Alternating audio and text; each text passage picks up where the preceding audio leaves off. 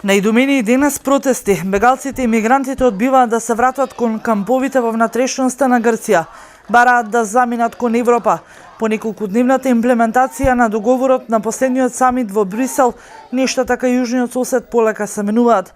Во последниот извештај кој денеска објавуваат грчките медиуми се вели дека Грција веќе е должна на децата бегалци, кои се без придружба, да им обезбеди храна, засолниште и образование онолку долго колку што ќе останат во Грција, и тоа во стамбени објекти во Солун и Серес, кои ќе ги обезбеди државата.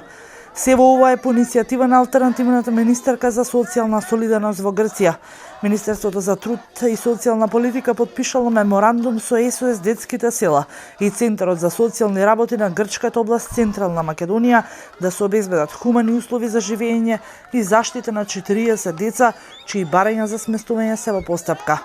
Децата бегалци ги живеат во хостели обезбедени од Центарот, а силата ќе обезбедуваат преку донација од нивните меѓународни синдикати за сите плати и придонеси потребни за персоналот на хостелите.